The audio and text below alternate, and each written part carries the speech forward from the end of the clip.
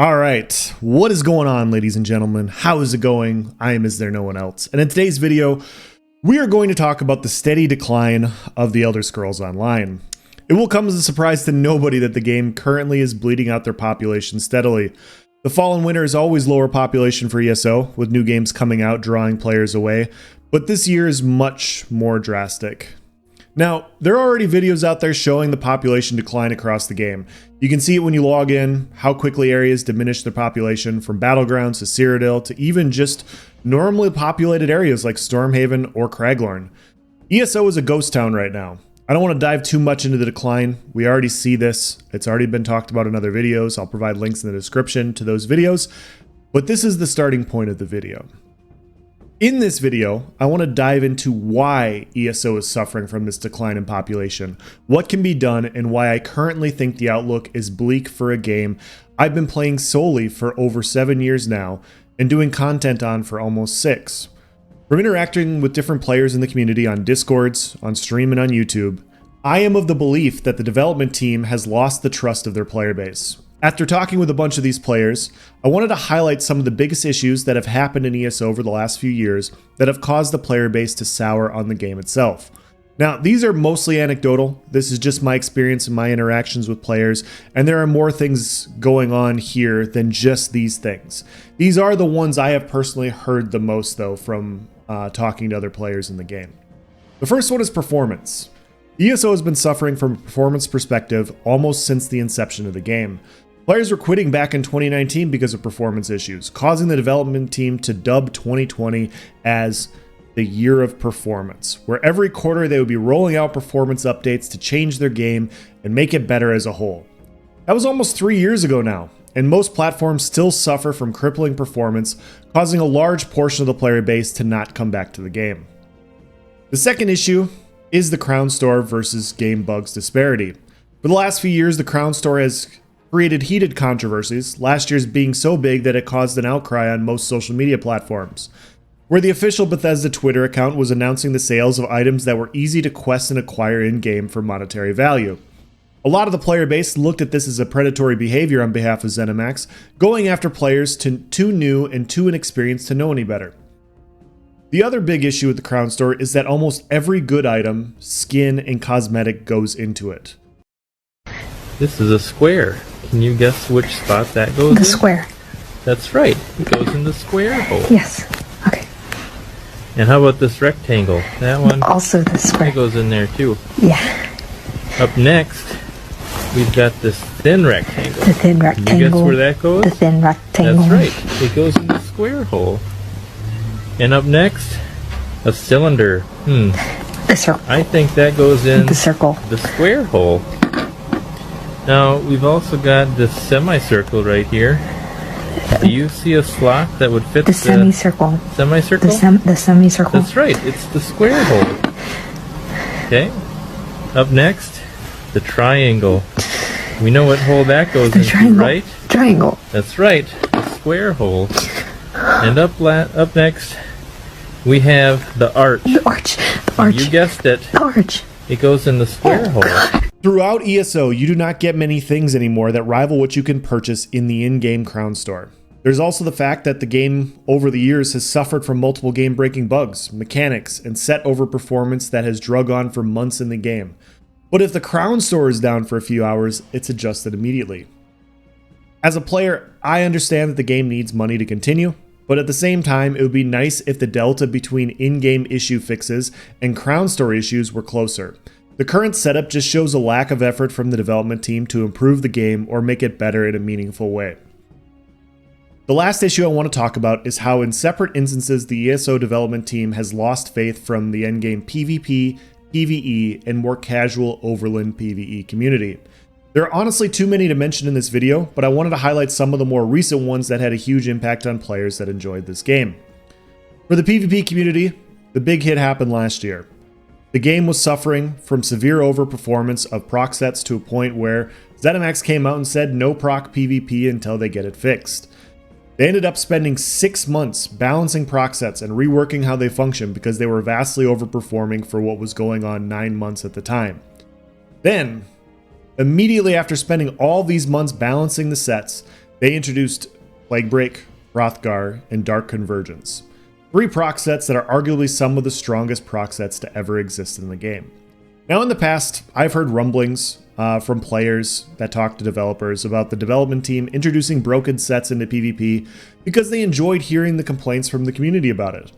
In this case, it doesn't matter whether it was intentional or incompetence that led to this change.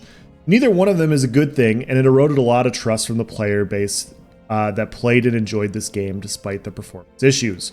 This was one of the noticeable breaking points for the PvP community, where you have this seesaw of ignoring a problem for 6 to 9 months, acknowledging the problem, spending 6 months adjusting the problem, fixing the problem, and then only going back on that to introduce new sets that were even worse than the initial problem to begin with. For the PvE community, updates 34 and 35 were the nails in the coffin from a population perspective. New chapter releases have always had players questioning whether or not the new chapter is pay to win, and I've always been of the opinion personally that they are not, and new chapter releases in general should tend to make things on the stronger side because strength in an MMO is fun. Why introduce a new class to the game if it's weaker than every other class? It has to be competitive, and if you're going to make a mistake, you make a mistake on the strong end. However, Update 34, the High Isle DLC was vastly different. Oaken Soul is by far the most powerful set that has ever been introduced in the game, but how it almost didn't exist is important to discuss. I've been reading patch notes for this game for 4 to 5 years now, going through the changes, and in general, big sweeping changes do not happen during the last few weeks of the public test server. ZeniMax introduces their changes for each chapter, they get tested for the first few weeks, they get adjusted in week 3, with smaller, more incremental changes as the PTS goes on. That's how changes typically work for a PTS cycle in the Elder Scrolls Online. Broken Soul, it started off as an overtuned, overpowered mythic and got subsequently nerfed to the ground, due to the justified outcry of the community as to how strong it was. It was, for all intents and purposes, completely gutted and not powerful after the first iteration, but instead of providing minor buffs and changes to make it stronger, they decided to completely change the set again to where it was even stronger than the first iteration, 1 to 2 weeks before the patch went live. This late change ensured that it wouldn't be tested, and ZeniMax would let it go live the way it was with no changes to be seen for months. What ensued was the most broken set ever. Never before have I seen a set so powerful for damage dealers, healers, and tanks than Oaken Soul. Truly a catastrophic blunder that will go down in the annals of balanced history. Oaken Soul was truly pay to win, and people paid and won with it.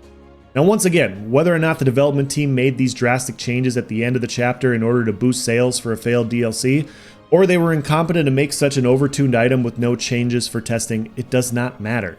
What matters is the result once again made some players feel like they were forced to buy a chapter to compete, instead of buying a chapter because it's fun and enjoyable. There is a difference here. After Update 34 came Update 35, the Lost Depths DLC, where the development team lost all trust from the PvE community with their changes. The first adjustment was the justified change to Oaken Soul, drastically reducing its overall effectiveness to a set more balanced and competitive relative to its peers. The problem with this change is that the player base that paid to win with Oaken Soul and had tasted the sweet nectar of Oaken Soul power now had it stripped away from them just a patch later, making them feel like their money was taken away from them. Although the change in the balance was completely warranted, this ripsaw of changes from broken Oaken Soul to nerfed to even more broken to balanced upset players on both sides of the Oaken Soul aisle, leaving initial veterans feeling justified that High Isle was a pay-to-win chapter, while snake-bitten newer players felt robbed of their money. The final nail in the PvE coffin came in Update 35, where the development team told the community that they were making sweeping balance changes that nobody wanted for the sake of lowering the ceiling to make it easier for content for the community as a whole. Now, lowering an overall ceiling of a player base is not good in an MMO where people want to progress and feel stronger and stronger, so it was already met with initial bad feedback. The development team outlined what they were going to do and how they were going to do it, and the veteran players playing the game knew that these changes would do the opposite of what their goal was. The light attack reduction and dot reduction in damage, designed, according to ZeniMax, to cap the overall value of DPS on the high end, did the exact opposite. Because without adjusting the proc sets that procced off light attacks, just changed what endgame players would wear. Their initial changes made the gap even larger than it did before. High-end players were able to still succeed with a high DPS output, whereas it impacted the floor quite drastically because in order to compete, you now needed to use these light attack sets, and players on the lower end are not very good at light attack weaving in general, and so it actually lowered the floor while keeping the ceiling the same. Now, once again, it does not matter whether or not these changes went through because the development team lied to the player base or if they were incompetent in their changes.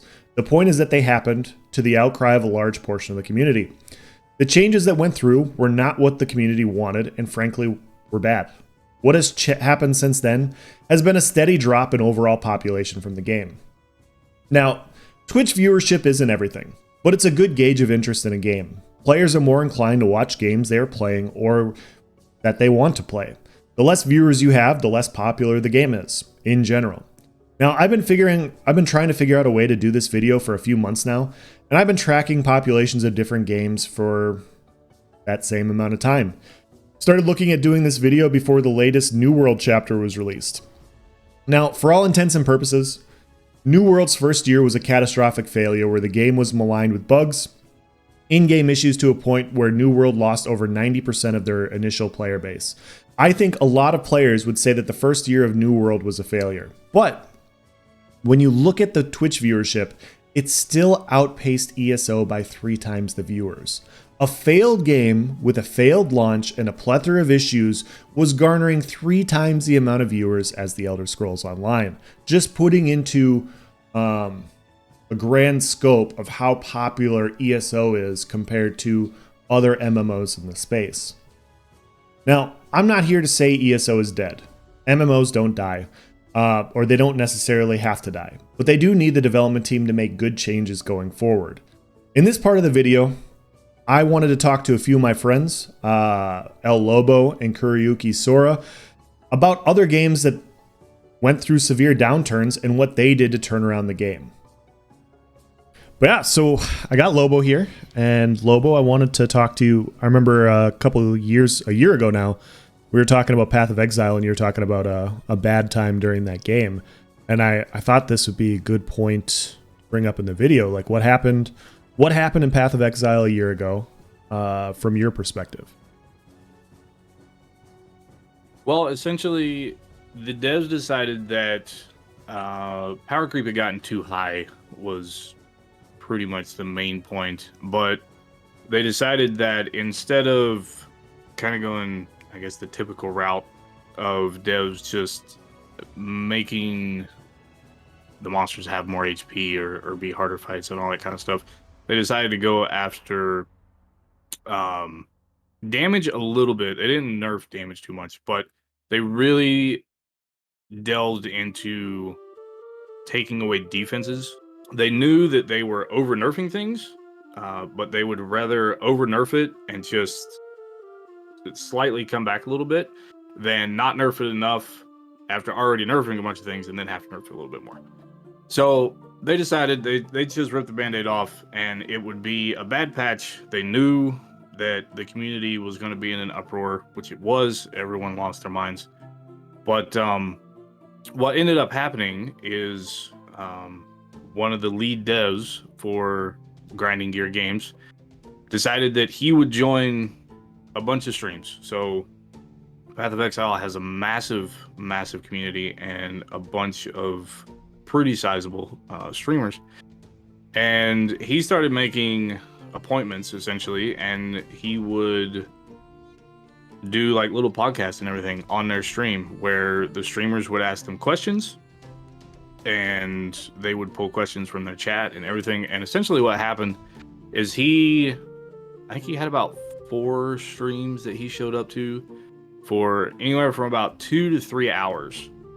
And wow, he just got railed the entire time. You know, the typical, why are you guys trying to kill your game? And, you know, just the standard negativity whenever a player base doesn't like what the devs have done. But he just sat there and he calmly, you know, talked about why they were doing it. So he gave insight into, you know, their thought process. And he also said that yes, we know that we were probably like over nerfing this stuff, and it's not going to end up being as bad as it looks now. And yes, this patch is going to be very rough. But then he also kind of softened it a little bit by giving insight into what was coming in patches down the road. This patch is going to be really, really bad, but it's only 3 months. And then next patch is literally all buffs. There's not going to be a single nerf, and we're going to buff this, this, and that. And this is some of the new things that are going to be implemented. And so he was able to soften the blow a little bit by, giving insight into why they were doing it, what they were planning for the future, good things that were coming, all that kind of stuff. And can you comment on so you watch these streams, I'm assuming, at least some of them, or at least like in hindsight or whatever. Can you comment on how you felt after the developers talked to the community for this long? Can you comment on how you felt about the changes they were introducing? And then maybe as like a grander scheme. I know it's a year ago, but how did the community kind of take the information they were given from the developers after they sat down and they took the verbal beating that they did? Well, overall, I think everyone appreciated it. There's going to be some people that just, they're negative and they don't really care what the devs do. Is their build got gutted, so the world's ending. But for me, coming from ESO and having seen how the ESO devs have done things for years, and then playing something like Path of Exile where the devs are upfront about things, they aren't trying to hide stuff, they talk about it like Chris Wilson did, with all of these interviews on stream. That when they say something, they mean it as much as possible. Things are always going to be changing, of course, for them.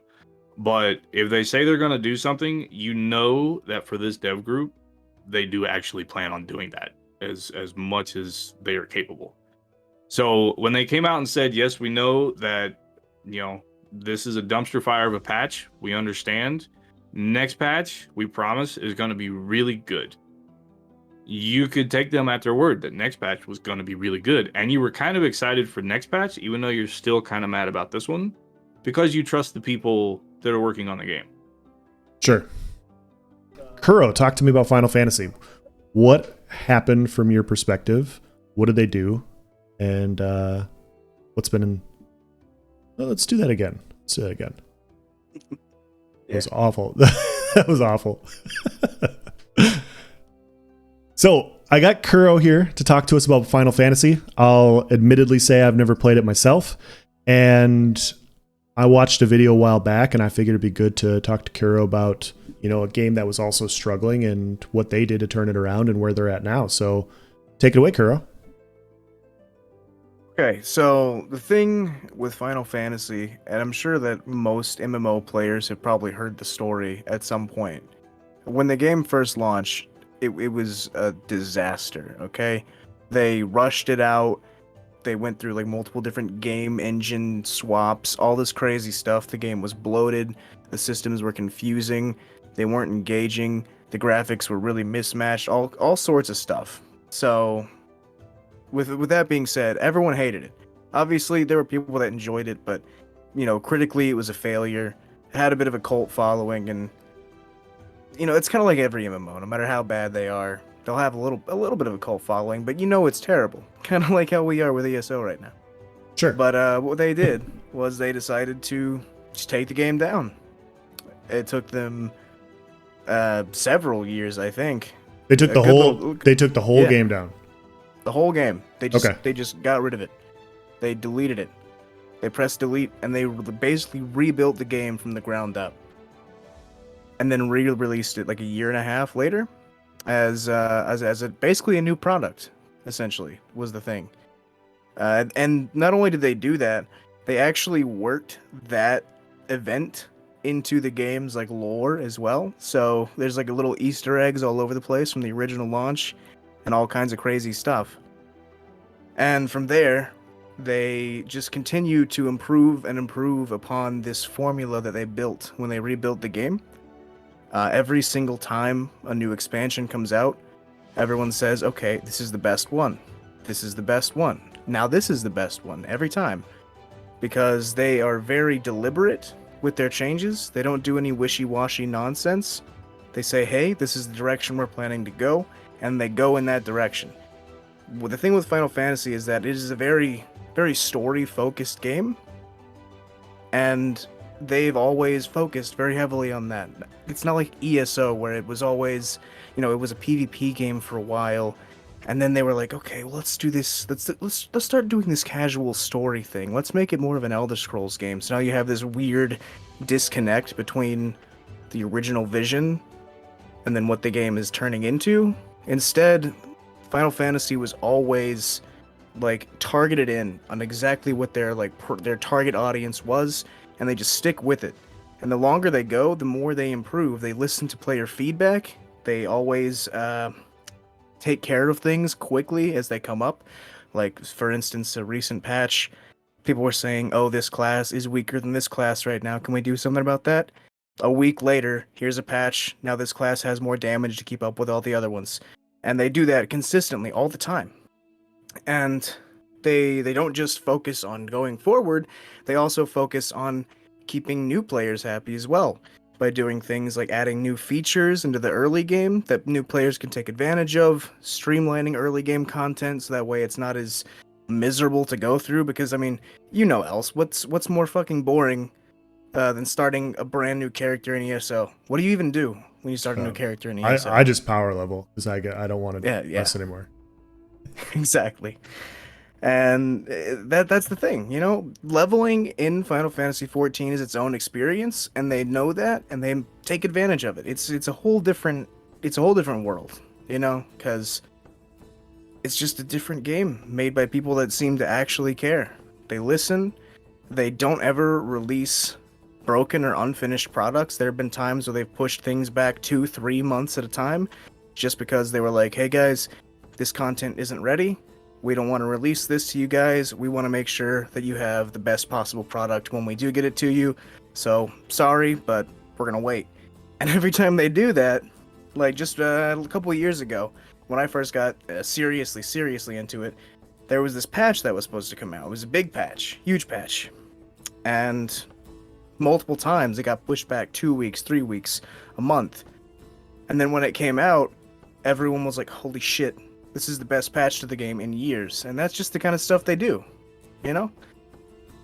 It's crazy, because it's just weird to actually have a game where the devs listen and want the players to be happy and care about everyone that plays the game, So you're telling me that they do not release a patch on a specific date, and then when the patch fails, they don't just apologize and give them out. They make sure that the consumer experience is important.